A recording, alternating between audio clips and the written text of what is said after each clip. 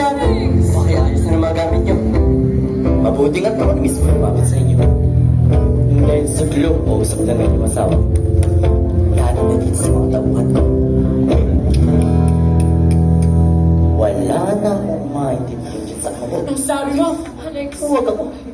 Di mo kaya. Ay, grabe ng kausap eh. Naman, Ayun na, yan na tayo. hindi niyo sa akin sinabi na isasanglalin ka ng lupa. Ano sa dulo ito? Kailangan niyo ng pera. Magsabi mo kayo. Anak, Alex. Para sa pagkukulihin mo to eh. At saka, napag-usapan na namin to ng tatang mo. Ay, wala akong tayong lilipatan. Tinas na ang pinagsanglaan. Hindi pa pasanglaan, umalis na siya. Anak, alam mo hindi ganun ang tatang mo. Kilala mo siya, di ba? Oo, Alex. sa akin. Si Alex. Bakit niyo muna ako tanungin? Nasaan na ba kasi ang tata? Alex, hindi ko nga alam kung nasa ng tatang mo. Nai-stress na sa akin.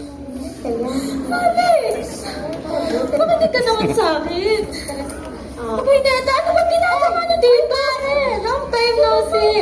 Aba, ay Mare, ba't naman ako yung pinapaalis? Kanya? Mare, ay kami lang naman ay concern. Tsaka Mare, aba, mainit ang sinangla ng asawa itong lupa. Ay, nga pala Mare, ay malaki rin ang magbigay si Carso. Tsaka Mare, ang sabi raw sa balita, aba, ay maganda raw ipapatayo din sa lupa niyo. Tama yan, Mare. Narinig ko rin yan. Alam mo kung nga ba sa'yo, nakikinig ako din kay Aling Neta. Ay, nakabuti kaya kasi gusto. Di ka pa, Mare. Mare, abay, nakakaya mong sabihin.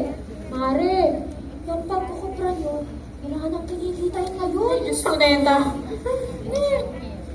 Teka lang ho. Alex, Walang dalang lang ho. ay talagang...